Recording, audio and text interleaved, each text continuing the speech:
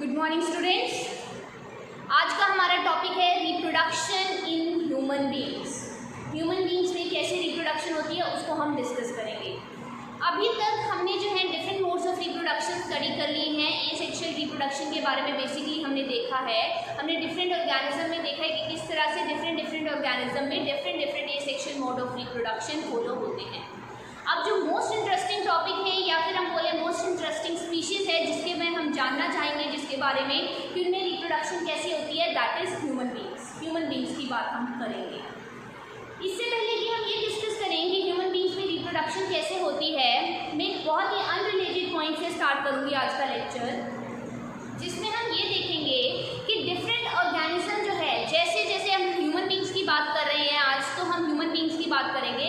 जैसे जैसे हम ओल्डर होते जाते हैं, जैसे जैसे हम ओल्ड होते जाते हैं, हमारी बॉडी में बहुत सारे चेंजेस हमें देखने को मिलते हैं।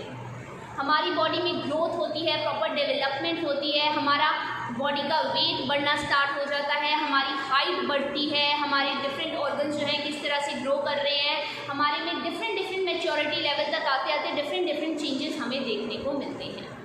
तो ये जो चेंजेस जो हमें बेसिकली देखने से ही मिल जाते हैं कि हमारी बॉडी लार्ज हो रही है, हमारी ग्रोथ हो रही है, ये सारे चेंजेस जो हैं ये ग्रोथ रिलेटेड चेंजेस हमारे होते हैं। हमारी बॉडी जो है कुछ चेंजेस हमारी बॉडी ऐसे होती है, हमारी बॉडी में ऐसे चेंजेस भी होते हैं जो कि हम सिंपली देखने से हम एक्सप्लेन नहीं कर सकते, हम नहीं बता सकते कि कौन कौन से चेंजेस हैं, क्योंकि इंटरनली भी हमारी बॉडी में बहुत सारे हार्मोन सिक्रीट होना स्टार्ट हो जाते हैं, हमारे हार्मोन्स का लेवल बढ़ता कम ये सब होता रहता है। तो बहुत सारे चेंजेस हमारी बॉडी में देखने को मिलते हैं। ये सारे चेंजेस हमने ग्रोथ रिलेटेड डिस्कस कर लिए। अब कुछ चेंजेस ऐसे भी होते हैं, बेसिकली देखो दो ह्यूमन बींग्स की कैटेगरी की बात करें तो ह्यूमन बींग्स में मेल या फिर फीमेल आ जाते हैं, बॉयज़ या गर्ल्स की हम बात कर लेते हैं। तो कुछ चेंजेस ऐसे होते हैं जो बॉयज़ एंड गर्ल्स में सेम होते हैं।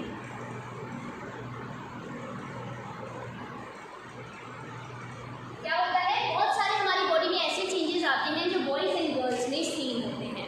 वो चेंजेस क्या हैं, जैसे कि हमारी बॉडी ऑर्गन्स के ऊपर जैसे हम मैच्योरिटी लेवल तक पहुंचना स्टार्ट होते हैं, हम मैच्योर हो रहे हैं, हमारी बॉडी ग्रो कर रही है, हम एक पर्टिकुलर प्यूबर्टी की एज अटेन कर रहे हैं, हमारी बॉडी में हमें देखने को चेंजेस मिलते हैं। वो चेंजेस जैसे कि हमारी बॉडी के ऊपर हेयर ग्रोथ होना स्टार्ट हो जाना, हमारी बॉडी के ऊपर हेयर ग्रोथ होनी स्टार्ट हो जाती है, हमारे आर्मपिट्स के ऊपर, हमारी जेनिटल एरियाज में वहाँ पर हेयर ग्रोथ होना स्टार्ट हो जाती है।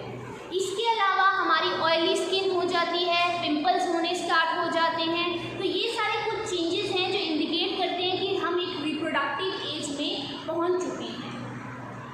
ये तो हमने डिस्कस कर लिए कि हमारी बॉडी में ये चेंजेस हैं जो कि बॉयज़ एंड गर्ल्स में सेम होते हैं। अब कुछ चेंजेस ऐसे भी होते हैं जो बॉयज़ एंड गर्ल्स में सेम नहीं होते, बॉयज़ में डिफरेंट चेंजेस आते हैं, गर्ल्स में डिफरेंट चेंजेस आते हैं। कुछ चेंजेस ऐसे हैं जो बॉयज़ एंड गर्ल्स में क्या होते हैं, हमारे डिफरेंट होते हैं। बॉयज़ एंड गर्ल्स में वो चेंजेस क्या होते हैं, डिफरेंट चेंजेस होते हैं। अगर हम गर्ल्स की बात करें, डिसाइड कि हमारे आर्मपिट्स, जेनिटल ऑर्गन्स में हमारे हेयर ग्रोथ होना स्टार्ट हो जाती है। इसके अलावा गर्ल्स में ब्रेस्ट साइज जो है वो इंक्रीज होना स्टार्ट हो जाता है, या फिर वो मेंस्ट्रुएट करना स्टार्ट कर जाते हैं। जैसे ही वो एडोलेसेंस वाली एज में या फिर मैच्योरिटी लेवल पे रिप्रोडक्टिव एज में पहुंचते हैं, मेंस्ट्रुएशन जो है वो स्टार्ट हो जाती है, विच इज़ इंडिकेटेड कि हम रिप्रोडक्टिव स्टेज में पहुंच चुके हैं। और अगर हम फीमेल्स की तो हमने बात कर ली, अगर हम मेल्स की बात करें या फिर हम बॉयज़ की अगर बात करें, बॉयज़ में क्या होता है, बॉयज़ में हमें ऐसे चेंजेस देखने को मिलते हैं जैसे उनकी आवाज़ जो है वो भारी हो जाती है, आवाज़ की पिच जो है वो हाई हो जाती है। उसके अलावा अगर हम बात करें, उनका पेनिस इरेक्ट हो जाता है, उनके बियर्ड जो है वो स्टार्ट हो जाती है आनी, और ये बियर्ड जो होती है ये स्कैटर्ड फॉर्म में या फिर बियर्ड्स जो है बॉयज़ की आनी स्टार्ट हो जाती है।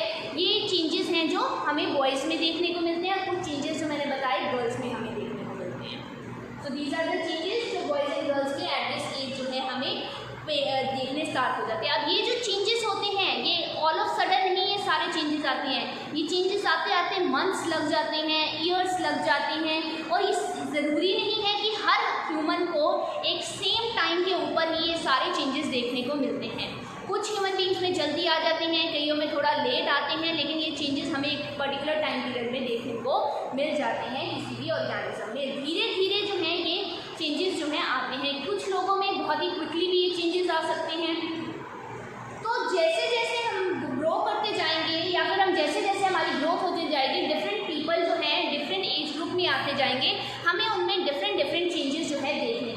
मिलेंगे। अब ये जो सारे चेंजेस जो बॉडी के अंदर आ रहे हैं, चाहे सेम चेंजेस आ रहे हैं चाहे डिफरेंट चेंजेस आ रहे हैं, ये जो हैं हमारे को ये बताते हैं कि हमारी बॉडी जो है सेक्सुअली मैच्योर हो रही है। सेक्सुअल मैच्योरेशन जो है बॉडी हमारी शो कर रही है। सेक्सुअल मैच्योरेशन जो है हमारी बॉडी शो कर रही है। अब क्वेश्चन ये बनता है कि वाई हमारी बॉडी जो है सेक्सुअल मैच्योरेशन क्यों शो करती है। अब इसका आंसर देने के लिए तुम अपने अगर पिछले टॉपिक्स रिकॉल करोगे तो तुम्हें मैंने बताया था कि प्लांट्स जो होते हैं उनमें स्पेशलाइज्ड रिप्रोडक्टिव सेल्स या जर्म सेल्स प्रोड्यूस होते हैं जो कि रिप्रोडक्शन में हेल्प करते हैं। Same the case with human beings के साथ भी सेम चीज़ होती है। ह्यूमन बींग्स में क्या होता है कि सेक्सुअल मैच्योरेशन अगर हम कह रहे हैं ये हमारे में हो रही है, ये इसलिए हो रही है ताकि मल्टी सेलर बॉडी, जो हमें पता है मल्टी सेलर ऑर्गेनिज्म होते हैं उनमें different body part different function perform करते हैं, तो उनमें भी रिप्रोडक्शन के लिए हमारी बॉडी में रिप्रोडक्टिव सेल्स या जर्म सेल्स होते हैं जो रिप्रोडक्शन में हमारे हेल्प करते हैं। तो ये जो जर्म सेल्स होते हैं, ये हमारे जो जर्म सेल्स होते हैं, ये सेक्सुअल मैच्योरेशन में या सेक्सुअल हमारे डेवलपमेंट में, रिप्रोडक्शन में हमारी बॉडी में ये हेल्प करते हैं। ह्यूमन बींग्स जो होते हैं उनमें जो है बॉडी जो है ये जो ग्रोथ के पैटर्न्स हमारे शो कर रही है, जो यंग सेल्स की प्रोडक्शन हमारी शो कर रही है, ये धीरे धीरे आती है और बेसिकली जब हमारी बॉडी रिप्रोडक्टिवली एक्टिव हो जाती है, हम बोल देते हैं हमारे रिप्रोडक्टिव ऑर्गन्स क्या हो गए हैं, मैच्योर हो जाते हैं।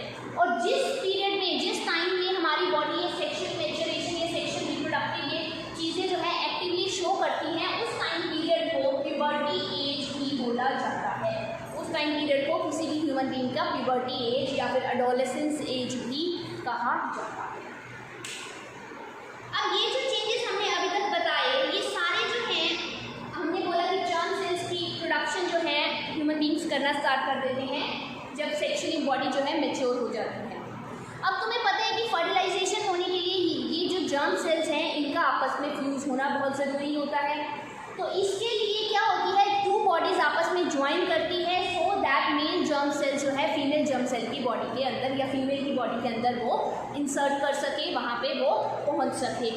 तो टू बॉडीज़ का आपस में ज्वाइन होना बहुत ज़रूरी है सो दैट ये जर्म सेल्स की फ्यूजन हो सके।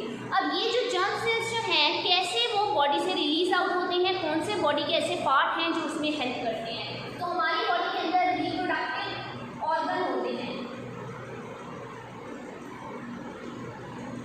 बॉडी में रिप्रोडक्टिव ऑर्गन्स होते हैं जो कि इसमें हेल्प करते हैं। और तुम्हें ये भी पता है कि कोई भी बेबी जो है जब प्रोड्यूस होता है वो फीमेल की बॉडी के इनसाइड ही प्रोड्यूस होता है, तो फीमेल में भी रिप्रोडक्टिव प्रॉपर सिस्टम होता है जिसमें ये सारी प्रोसेस टेक प्लेस करती है।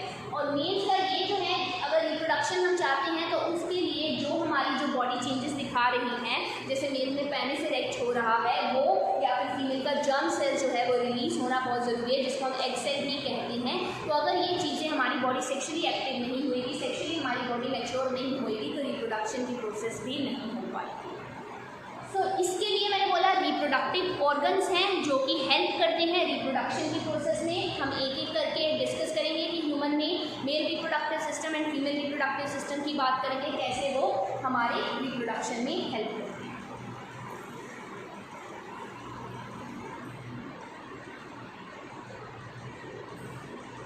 तो सेक्सुअल रिप्रोडक्शन में तुम्हें पता है कि मेल और फीमेल के जर्म सेल्स आपस में फ्यूज़ होने बहुत ज़रूरी है सो दैट दे वो सेक्सुअली रिप्रोड्यूस कर सके, कोई भी न्यू ऑर्गेनिज्म जो है प्रोड्यूस हो सके।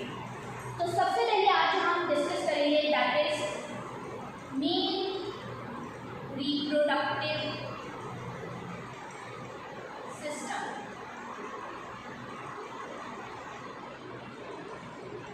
मेल रिप्रोडक्टिव सिस्टम की बात करेंगे तो मेल रिप्रोडक्टिव सिस्टम में दो चीज़ें जाननी बहुत ज़रूरी है। मेल रिप्रोडक्टिव सिस्टम में दो पोर्शन होते हैं, एक पोर्शन जो कि जर्म सेल्स को प्रोड्यूस करता है, दूसरा पोर्शन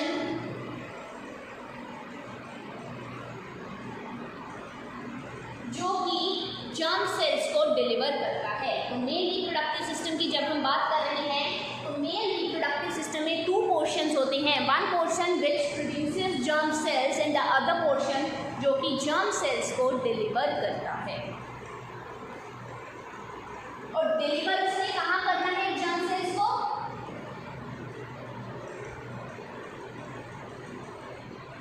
साइट ऑफ फर्टिलाइजेशन। जिस साइट पर फर्टिलाइजेशन हो उस साइट पर उसने क्या करना है?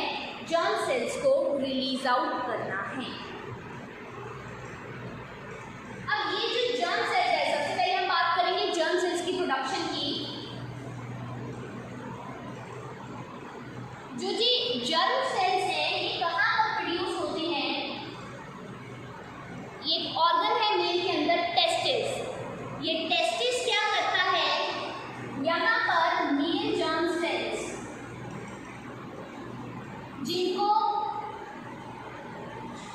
स्पर्म्स भी कहा जाता है, टेस्टिस ऐसा ऑर्गन है जहाँ पर ये मेल जर्म सेल्स या स्पर्म्स जो हैं प्रोड्यूस होते हैं। मेल जर्म सेल्स या स्पर्म्स की हम बात करें तो कहाँ प्रोड्यूस होते हैं? टेस्टिस में प्रोड्यूस होते हैं। टेस्टिस की अगर हम लोकेशन की बात करें, टेस्टिस कहाँ पर लोकेटेड होती है? ये जो एब्डोमिनल कैविटी होती है हमारी, उसके थोड़े से आउटसाइड एक पाउच लाइक स्ट्रक्चर जिसका नाम है स्क्रोटम। एक pouch like structure outside the abdominal cavity जिसका नाम है स्क्रोटम, वहाँ पर ये टेस्टिस प्रेजेंट होते हैं। टेस्टिस जो है वो स्क्रोटम में एक पाउच लाइक स्ट्रक्चर जिसको हम बोलते हैं आउटसाइड द एब्डोमिनल कैविटी, वहाँ ये प्रेजेंट होती हैं। अब वहाँ क्यों? अब यहाँ पे क्वेश्चन भी बनता है और तुमने ध्यान भी रखना है, जो स्पर्म्स की प्रोडक्शन के लिए लोअर टेम्परेचर की ज़रूरत होती है। कितना lower? 2 to 2.5 degree Celsius than normal body temperature.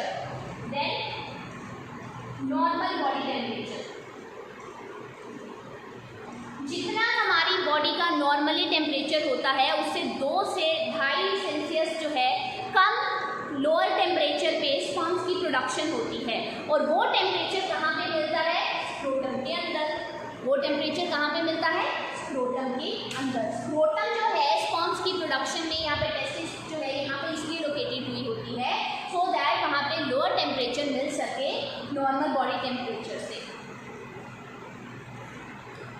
ठीक है, तो यहाँ पर एक क्वेश्चन आता है, फर्स्ट क्वेश्चन जो तुमने ध्यान रखना है, this is an extra question for you. Why testes are located inside scrotum? Testes जो है स्क्रोटम के अंदर क्यों लोकेट होती है? तो आंसर तुम उसका दोगे because sperm production need 2 to 2.5 degree lower temperature than the body temperature, so sperms की प्रोडक्शन के लिए they are located inside the scrotum. This and second question, what are the functions of testis? Testis के क्या function है? तो पहला function, it helps in the formation of sperms. ये sperms की फॉर्मेशन में हेल्प करता है। सेकेंड मेन चीज जो टेस्टिस करता है, ये मेल की hormone testosterone, mail reproductive organ में ये मेल हार्मोन जो है टेस्टोस्टेरोन, इसकी प्रोडक्शन में हेल्प करता है। ये क्या है? हार्मोन है, इसकी प्रोडक्शन में हेल्प करता है। कौन हेल्प करता है? टेस्टिस। कौन हेल्प करता है? Testis. Testis male hormone testosterone की प्रोडक्शन में हेल्प करता है। और ये जो टेस्टोस्टेरोन हार्मोन है, जितने भी मेल के अंदर प्यूबर्टी की एज में चेंजेस आते हैं, बियर्ड की प्रोडक्शन हो रही है, हेयर ग्रोथ हो रहे हैं, जितने भी चेंजेस जो हैं मेल के अंदर आते हैं वो किस हार्मोन की वजह से आते हैं? इस टेस्टोस्टेरोन हार्मोन की वजह से आते हैं। So first question, why testes are located inside the scrotum? Second question, what are the function of testes? Third question, what is the function of testosterone? तो टेस्टोस्टेरोन का काम क्या होता है? हमारी मेल में जितने भी चेंजेस आ रहे हैं उन चेंजेस को लाने में ये टेस्टोस्टेरोन हार्मोन हेल्प करता है। अब मैंने स्टार्टिंग में बताया कि मेल रिप्रोडक्टिव सिस्टम के 2 पार्ट हैं, एक पोर्शन जो स्पर्म प्रोड्यूस करता है, दूसरा जो स्पर्म को डिलीवर करता है। अब हमने फर्स्ट पार्ट पढ़ लिया, स्पर्म्स कहाँ पे प्रोड्यूस हो रही हैं? टेस्टिस में। अब हम सेकेंड पार्ट पढ़ेंगे कि स्पर्म्स की डिलीवरी कैसे होती है।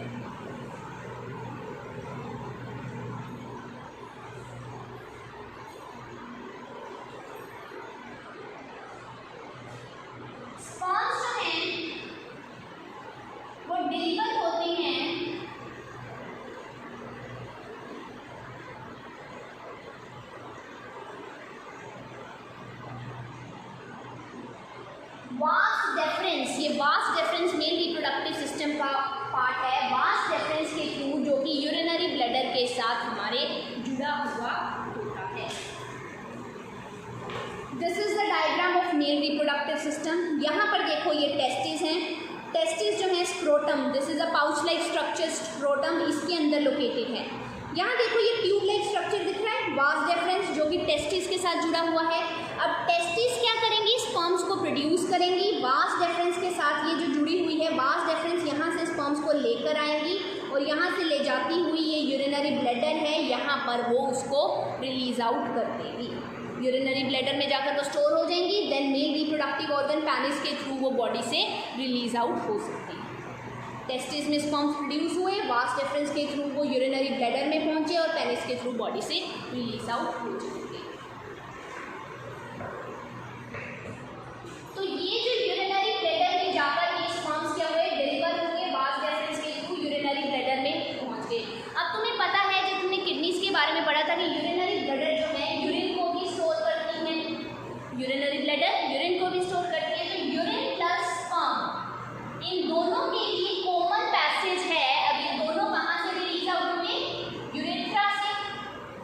यूरिनरी ब्लैडर से स्टोर होंगे, यूरेथ्रा से रिलीज होंगे, देन एक्सटर्नल ऑर्गन पेनिस के थ्रू वो बॉडी से आउट हो जाएंगे पेनिस के थ्रू। तो इस तरह से स्पर्म्स जो है डिलीवर होते हैं। इसके अलावा जो स्पर्म्स होते हैं इनको थोड़ा सा थिक बनाने के लिए बॉडी के अदर पार्ट्स कुछ और सिक्रीशंस करते हैं और उन सिक्रीशंस को भी यूरिनरी ब्लैडर पर पहुंचा देते हैं सो दैट स्पर्म्स थोड़े से थिक हो जाएं और उनके रिलीज आउट में वो इजी हो सके और स्पर्म्स को थोड़े से न्यूट्रिटिव चीज़ें जो हैं मिल सकें। अब वो कौन होते हैं, ग्लैंड्स होते हैं। उन ग्लैंड्स का नाम है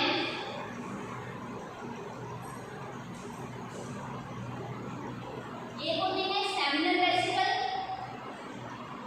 एक होते हैं प्रोस्टेट ग्लैंड। ये दोनों मिलकर क्या करते हैं, ये अपने कुछ सिक्रीशन करते हैं, जैसे कुछ आयंस, कुछ फ्रक्टोज, कुछ कैल्शियम, ऐसी चीज़ें रिलीज आउट करेंगे और उसको यूरिनरी ब्लैडर तक पहुंचा देंगे सो दैट क्या हो सके, स्पर्म्स का सिक्रीशन जो है इजी हो सके, वो इजीली पास हो सके और सिक्रीशन और इसके साथ साथ स्पर्म को न्यूट्रिशन मिल सके। Seminal vesicle and prostate gland basically हमारे क्या काम कर रहे हैं, सिक्रीशन को इजी कर रहे हैं। इसकी सिक्रीशन को, स्पर्म की सिक्रीशन को इजी कर रहे हैं और स्पर्म्स को न्यूट्रिशन प्रोवाइड कर रहे हैं। अगर हम स्पर्म्स के स्ट्रक्चर की बात करें, तो जो स्पर्म्स होते हैं ये छोटी सी टाइनी बॉडीज होती हैं जिनके अंदर जेनेटिक मटेरियल प्रेजेंट होता है, एंड इनकी टेल भी होती है। इसके अलावा इनकी टेल भी होती है जिसका काम क्या होता है, इस टेल का काम क्या होता है, स्पर्म्स की मूवमेंट में हेल्प करना और उनको फीमेल बॉडी तक, फीमेल रिप्रोडक्टिव ऑर्गन तक लेकर जाना। ये स्पर्म के स्ट्रक्चर की बात। So this is all about male reproductive system. तो मेल रिप्रोडक्टिव सिस्टम में दो चीज़ें याद रखनी है, एक पोर्शन जो स्पर्म्स प्रोड्यूस कर रहा है, एक पोर्शन जो स्पर्म्स को डिलीवर कर रहा है। स्पर्म्स प्रोड्यूस हो रहे हैं टेस्टिस में। Testes are located inside the scrotum which provide lower temperature so that sperms production हो सके। उसके अलावा टेस्टिस टेस्टोस्टेरोन हार्मोन को रिलीज में हेल्प करती है सो दैट मेल जो है उनकी बॉडी सेक्सुअली मैच्योर हो सके। एंड डिलीवर करने का काम वास डेफरेंस करती है जो यूरिनरी ब्लैडर में तक पहुंचाती है स्पर्म्स को, जहाँ पर यूरिन भी रिलीज होकर आता है हमारी बॉडी का, या फिर हम बोले यूरिन जो प्रोड्यूस होता है वो भी यूरिनरी ब्लैडर में स्टोर होता है। सेमिनल वेसिकल, प्रोस्टेट ग्लैंड्स भी अपनी सिक्रीशन करते हैं सो दैट स्पर्म थोड़ा थिक हो सके, उसको न्यूट्रिशन मिल सके। स्पर्म्स टाइनी बॉडीज होती हैं और उनकी अपनी एक टेल होती है और उनके अंदर जेनेटिक मटेरियल DNA हमारा प्रेजेंट होता है।